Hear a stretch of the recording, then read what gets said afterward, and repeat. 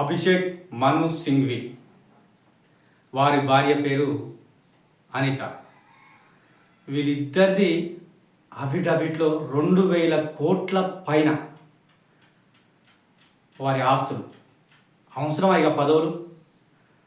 వారి రాష్ట్రం ఎక్కడ, వాళ్ళు నివసించేది ఎక్కడ, వారి ఓటు ఎక్కడ, వారి పదవు చేపట్టేది ఎక్కడ? అది మళ్ళీ ఏకగ్రీవం. తెలంగాణ రాష్ట్రంలో ఇక బీసీలు, ఎస్సీలు, ఎస్టీలు లేరా? రిజర్వేషన్లు రాక కొట్లాడుతున్నాం, పదవులు లేక కొట్లాడుతున్నాం. ఈ రాజకీయ నాయకుల గనిపెట్లే సిగ్గు లేదురా మీకు? మేము 42% కోసం, మీరన్న మాట కోసం, మీరిచ్చే వాగ్దానాల కోసం మేము కొట్లాడుతుంటే మేము మీకు కనిపించట్లే. 2024లో ఉప ఎన్నిక వస్తే వాడెవడో తెలియదు, వానికి తీసుకుపోయి కట్టబెడతారు ఏకగ్రీవంగా. వాడు బీఆర్ఎస్ పార్టీ నుంచి ఒకడు ఇందులోకి వస్తాడు, వచ్చినందుకు రాజీనామా చేస్తాడు. ఆ పదవి ఖాళీ అయితే తీసుకుపోయి ఈ అభిషేక్ మను సింఘ్వి అనే వ్యక్తికి, అది హిమాచల్ ప్రదేశ్లో అక్కడ పోటీ చేస్తే రాజ్యసభ సభలో ఓడిపోతాడు. ఓడిపోయిన తీసుకొచ్చి ఇక్కడ మళ్ళీ నిలబెట్టి ఏకగ్రీవంగా గెలిపించుకుంటారు 2024లో. మళ్ళీ 2026 ఇప్పుడు కూడా 2 ఖాళీ అయితే మళ్ళీ అతన్నే నామినేషన్ వేయించి మళ్ళీ ఏకగ్రీవంగా నిలబెట్టించుకుంటావు. అతను ఒక అగ్రకులం, అతను రాజస్థాన్లో పుడతాడు, అతను పెద్ద పారిశ్రామికవేత్త, భారతదేశంలో అత్యధిక ఖరీదైన మరియు అంటే సుప్రీంకోర్టులో పెద్ద న్యాయవాదులు ఒక పెద్ద న్యాయవాది, వాళ్ళ బొచ్చ డబ్బులు ఉన్నాయి. ఒక అఫిడవిట్నే 2000 కోట్ల పైన చూపించిరే వాళ్ళు, వాళ్ళ కుటుంబ సభ్యులది, ఆయనది, ఆయన సతీమణిది. ఇక అవసరమా డబ్బులు? ఒక అఫిడవిట్లే గన్ని ఉంటే ఎన్ని డబ్బులు ఉండాలి?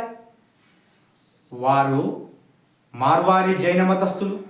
ఆ మార్వారీలు అంటే అగ్రకులానికి సంబంధించిన వాళ్ళు, పెద్ద పారిశ్రామికవేత్తలు, ఆనాటి నుండే పారిశ్రామికవేత్తలు వాళ్ళు అనేక వ్యాపార సంస్థల్లో ఉన్నటువంటి వాళ్ళు. ఇప్పటి నుంచి కాదు, కొన్ని సంవత్సరాలు, 100 సంవత్సరాల నుంచి వాళ్ళ కుటుంబ సభ్యులు కానీ, ఆ మార్వారి కులస్తులు కానీ, ఎవరైనా సరే వాళ్ళు కిందికి కులానికి సంబంధించిన వాళ్ళు కాదు, అగ్రకులాలు.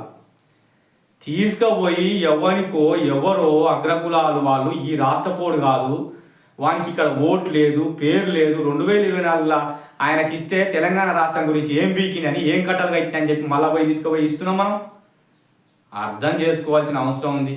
ఇక్కడ మేము కొట్లాడుతున్నాం, సస్తున్నాం, రిజర్వేషన్ లేక, మాకు ఉపాధి లేక, తినడానికి గుడ్డ లేదు, కూడు లేదు, గుడ్డ లేదు, ఉండడానికి గూడు లేదు.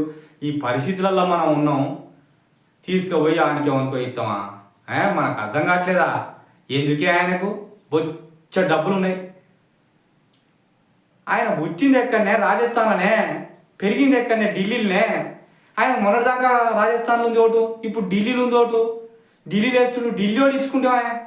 లేకుంటే రాజస్థాన్ వాడు ఇచ్చుకుంటా? పుట్టింది అక్కడ కానీ జోధ్పూర్ అక్కడ ప్రాంతం వాళ్ళు ఇచ్చుకుంటారు. మాకేం బాధే, మేము ఇక్కడ ఇచ్చుకోను. ఒక్కడన్నా మాట్లాడాడు? మా ఎస్సీ ఎస్టీ బీసీలు ఎంత అమాయకులు చూడు, ఒక్కడన్నా మాట్లాడు ఇస్తుంటే. నువ్వు ఎవనిరో భయ్య, నువ్వు వీడికి ఎందుకు వచ్చి పోటీ చేస్తావు? నీకెందుకు ఇవ్వాలి మేము? మా గురించి నువ్వెందుకు మాట్లాడతావు? నీకు బొచ్చడు ఆస్తులు ఉన్నాయి, నీకు ఆల్రెడీ బొచ్చడు పైసలు వస్తున్నాయి, నువ్వు వాదించుకుంటే చాలరా భయ్. నీకు పారిశ్రామికవేత్తవు, నీకు బొచ్చడు అన్ని వ్యాపార సంస్థలు ఉన్నాయి, నువ్వు నీ పని నువ్వు చేసుకోరా భయ్. కొన్ని కోట్లు ఉన్నాయి నీకు ఎందుకు రా భయ్ అని చెప్పి. ఆయనకి ఏదో పెయింటే ఏదో 25 కోట్లు ఉన్నాయి ఆట, నాకు ఇట్లా పెయింట్ వేసుకునే. ఇక ఎందుకే ఆయనకు? ఏంది రాజకీయం? ఢిల్లీ రాజకీయాలు గీడెందుకే మాకు? అర్థం చేసుకోవాల్సిన అవసరం ఉంది ప్రజలారా. ఈయన ఎవరు? తీసుకొచ్చి ఏకగ్రీవం చేస్తుండు. మన ఉన్నది 7 రాజ్యసభ స్థానాలు తీసుకుపోయి అన్ని అగ్రకులాలకి అప్పచెప్తే మేము ఎప్పుడు బతికేది? మా పరిస్థితులు ఏంది? మేము ఏం చేయాలి? మేము ఎక్కడ బతకాలి? ఉద్యోగాలు లేవు, ఉపాధి లేదు, విద్య లేదు, ఏమి లేదు, కంపెనీలు లేవు. అన్నీ మీయేనారా? విద్యా వ్యవస్థలు మీయే, కంపెనీలు మీయే, ప్రతి కాడ మీరే, కాంట్రాక్టర్ కాడ మీరే, జ్యుడిషియల్ మీదే, ఏ పిల్లర్ చూసినా మీదేరా, ప్రతి వ్యవస్థ మీదే. ఇంకెక్కడరా మేము? అరే నిన్న మొన్న జరిగిన కార్పొరేషన్ వ్యవస్థ మీదే, మున్సిపాలిటీలు మీయే. ఎక్కడ మేము? ఏ పదవులను నియమించుకున్నాం మీరే? మరి మేము ఎట్లా బతకాలి? మేము అధిక శాతం ఉన్నాం, మీరు ప్రతి స్థానాల్లో అధిక శాతం ఉంటుర్రు. ప్రజలుగా మేము ఉన్నాము. బతికే కాడ, ఉన్నతంగా ఉండే కాడ, జీవించే కాడ, అంటే ఉన్నతంగా జీవించే కాడ ఏసీలలో బతుకుదానికి మీరున్నారు. మరి మా పరిస్థితి ఏంది? మేము ఎట్లా బతకాలి? ప్రజలారా మీరు ఆలోచన చేయాలి మా వాళ్ళు అసలు. అందుకనే ఇప్పుడు నేను చెప్తున్నా, రాజ్యసభ స్థానానికి నా తక్షణమే రాజీనామా చేయించాలి. ఇంకో బీసీని తీసుకొచ్చి పెట్టాలి, లేకుంటే ఎస్సీ ఎస్టీలను తీసుకొచ్చి పెట్టాలి. ఇది మాది, మా తెలంగాణ కనుక నువ్వెవరో, నీ రాష్ట్రం ఏందో, నీదేందో ఇక్కడ మాకు చెల్లదు కనుక, నువ్వు మా రాష్ట్రం గురించి మాట్లాడేటోని కావు కనుక, నీ ఆస్తులు కాపాడుకుందానికి వచ్చినావు, నీ హోదాని కాపాడుకుందానికి వస్తున్నావు కనుక, ఇక్కడ నీది చెల్లదు కనుక నీవు తక్షణమే రాజీనామా చేయాలి. నువ్వు వాస్తవానికి మనిషివే అయితే, ఇక్కడ ప్రజలు ఉన్నారు, ఇక్కడ పేద ప్రజలు ఉన్నారు, ఇక్కడ రిజర్వేషన్ల కోసం కొట్లాడుతున్నారు, ఇది వీళ్ళది, ఇది నాది కాదు అని చెప్పి గతంలో నేను 2024 ఇక్కడ ఉన్నా, ఓ 2 సంవత్సరాలు నేను ఏలినా, ఇది నాది అయిపోయింది, మళ్ళీ నేను ఎందుకు వేయాలని చెప్పి నీకు మానవత్వం ఉంటే తక్షణమే నువ్వు రాజీనామా చేయి.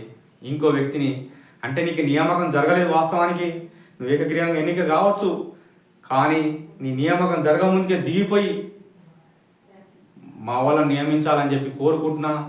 ఇంకో వ్యక్తి కూడా అగ్రకులమే, ఆయన నెక్స్ట్ వీడియోలో మాట్లాడతానని చెప్పి సందర్భంగా తెలియజేస్తూ ముగిస్తున్నాను. Thank you.